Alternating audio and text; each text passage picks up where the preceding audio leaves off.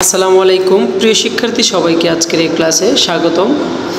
আজকে আমরা ডিগ্রি তৃতীয় বর্ষে ইসলামের ইতিহাস ও সংস্কৃতি পঞ্চম পত্র বই থেকে আলোচনা করব। আজকে আমাদের আলোচনার বিষয় হচ্ছে ফরাসি বিপ্লবের পূর্বে ইউরোপের রাজনৈতিক অবস্থা বর্ণনা দাও। অর্থাৎ ইতিহাসে যে একটা ফরাসি বিপ্লব ছিল, এই বিপ্লবের আগে ইউরোপের যে রাজনৈতিক অবস্থাটা ছিল সেটা কেমন ছিল সে সম্পর্কে কিছু লিখতে হবে। সেটাই এখানে খ বিভাগ প্রশ্নে বলা হয়েছে। কথা না বাড়িয়ে আজকে আলোচনা শুরু করছি। ডিগ্রি তৃতীয় বর্ষ ইসলামের ইতিহাস ও সংস্কৃতি পঞ্চম পত্র।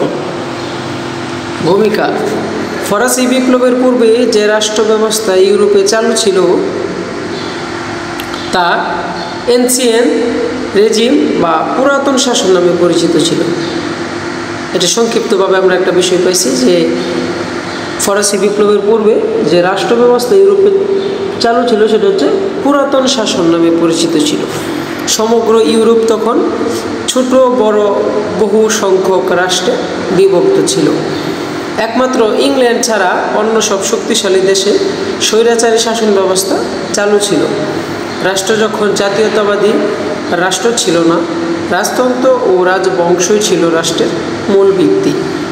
প্রকৃতপক্ষে 16শো শতাব্দী থেকে অষ্টাদশ শতাব্দী পর্যন্ত ইউরোপের রাজতন্ত্রের মধ্যযুগীয় ঈশ্বর প্রদত্ত রাজক্ষমতা ও রাজতান্ত্রিক স্বৈরাচার এই দু অংশে সংমিশ্রণ পরিলক্ষিত হয়। ইউরোপের রাজনৈতিক অবস্থা: ফরাসি বিপ্লব পূর্ব ইউরোপের রাজনীতি বলতে শুধু রাজতন্ত্র ও তার গৃহীত নীতিকে বোঝায়। সব মিলিয়ে ফরাসি বিপ্লব ইউরোপের রাজনৈতিক অবস্থা ছিল নিম্নরূপ। এক নম্বর হচ্ছে স্বৈরাচারী রাজতন্ত্র ছিল তখন। ফরাসি শিল্প বা ফরাসি বিপ্লবপূর্ণ ইউরোপের সর্বত্র ইংল্যান্ড ব্যতীত স্বৈরাচারী রাজতন্ত্র ছিল প্রচলিত। রাজনৈতিক ক্ষেত্রে রাজার সর্বাত্মক প্রাধান্যের মধ্যে জাতি নিজ শক্তি মর্যাদা ও প্রাধান্য প্রতিফলিত দেখত। এসব রাষ্ট্রের শাসন ব্যবস্থা এমনভাবে গঠিত ছিল যে রাজশক্তি জাতীয় জীবনের প্রতি স্তরে অনুভূত হতো। রাজশক্তির বিরোধিতার ফল: এই সর্বান্তক রাজশক্তি বিরোধিতার করলে রাজার পুলিশ বা সৈন্যের হাতে লাঞ্ছিত এমনকি প্রাণ পর্যন্ত হারাতে হতো। রাজশক্তি ছিল সামরিক শক্তির উপর নির্ভর শক্তি।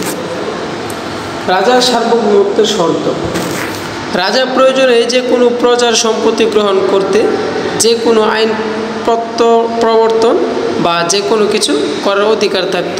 রাজার সার্বভৌমত্বের মূল শর্ত ছিল এগুলা। অর্থাৎ তখন যে রাজনৈতিক অবস্থা ছিল সেটা রাজার সার্বভৌমত্ব ছিল। রাজা যা বলতো সেই মানুষের বা জনগণ শ্রমিকদের প্রজাদের তাই শুনতে হতো। রাজার ব্যক্তিত্ব শাসন ব্যবস্থা দক্ষতা স্বভাবতই রাজার ব্যক্তিত্বের উপর নির্ভর করত। চতুর্দশ লুইয়ের মতে শক্তিশালী ব্যক্তিত্ব সম্পন্ন রাজার শাসন ব্যবস্থা একমাত্র ব্যক্তিত্বের জোরেই চলত। জনসাধারণ এরূপ রাজার আদেশ পালন করতে বা আনুগত্য স্বীকার করতে সম্মান বোধ করত। পোল্যান্ড ও সুইডেন ভিন্ন অপর দেশের রাজপথ ছিল বহু শাসনক্রমিক। সংস্কার নীতির উদ্দেশ্য: সংস্কার নীতি যে দেশে গৃহীত হোক না কেন প্রাঙ্গণ শাসন ব্যবস্থাকে দূর করাই ছিল সেই সংস্কারের উদ্দেশ্য। আর আমূল্য পরিবর্তনের কোনো প্রশ্নই ছিল না। কায়েমি স্বার্থের উপর কোনো রকম আঘাত না করে অনুগত আমলা শ্রেণীর মাধ্যমে দেশের সর্বত্র নিজ শক্তি কার্যকর করতে পারলে তখনকার রাজাগণ সন্তুষ্ট থাকতেন। সামন্ত প্রথা: সামন্ততন্ত্রের কাঠামো যখন বিধ্বস্ত হয়ে গিয়েছিল বটে, কিন্তু সামন্ত প্রজাজনিত এবং রাজনৈতিক সমস্যা ও দুষ্কৃতির কিছু তখনও বিদ্যমান ছিল। এসব সমস্যা ও দুষ্কৃতির মাঝে মাঝে রাজশক্তিতে সমস্যায় ফেলত। প্রতিনিধি সভার ক্ষমতাহীনতা: প্রাদেশিক প্রতিনিধি সভা, কেন্দ্রীয় প্রতিনিধি সভা ইত্যাদি কোনো দেশে ছিল না বটে, কিন্তু এগুলোর স্বাধীনভাবে কোনো কাজ করার ক্ষমতা ছিল না।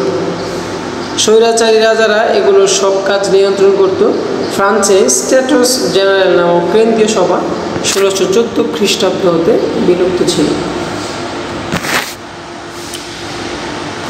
পররাষ্ট্রনীতির মূল উদ্দেশ্য। পররাষ্ট্রনীতিতে তখনকার রাজারা নিজ স্বার্থ ছাড়া আর কিছু দেখত না। তারা অন্য রাজ্যের অংশ দখল করত, রাজ্য বিস্তার ও ইউরোপের প্রাধান্য স্থাপন করাই ছিল সেই সময়কার পররাষ্ট্রনীতির মূল উদ্দেশ্য। উপসংহার: উপযুক্ত আলোচনা শেষে বা থেকে বলা যায় যে ফরাসি বিপ্লবপূর্ণ ইউরোপের রাজনীতি ছিল রাজতন্ত্রকেন্দ্রিক। রাজা সেখানে সব কিছুর উৎস, রাজার ইচ্ছায় রাজ্যের সকল শাসন ব্যবস্থা বা চলতো বা সমাধান পেত। প্রিয় শিক্ষার্থী, এখানে অনেক বড় হয়ে গেছে প্রশ্নটা, যেহেতু খ বিভাগ যে সংক্ষিপ্ত প্রশ্নটা লেখলে পরীক্ষায় 4 পাওয়া যায়, সেজন্য এত 10 পৃষ্ঠা 20 পৃষ্ঠা লেখার কোনো প্রশ্ন আসে না। এটা 2 পৃষ্ঠা, 2.5 পৃষ্ঠা, 3 পৃষ্ঠা লেখলেই চলে। আর এখানে যেরকম দেওয়া আছে বইয়ের ভাষায় এরকমভাবে দিতে হবে, এরকম কোনো কথা নেই। আপনি এটা সম্পর্কে কিছুটা জ্ঞান যদি লিখতে পারেন তাহলে অবশ্যই আপনি নাম্বার পাবেন, সমস্যা নেই। তাহলে আজকের ক্লাস থেকে বুঝতে পারলাম যে ফরাসি বিপ্লবের পূর্বে ইউরোপের রাজনৈতিক অবস্থাটা কেমন ছিল। সামন্ত প্রথা ছিল, তখন রাজার সার্বভৌমত্ব ছিল, এরকম কিছু ঘটনা সংক্ষিপ্তভাবে লিখলে হবে। সবাইকে ধন্যবাদ।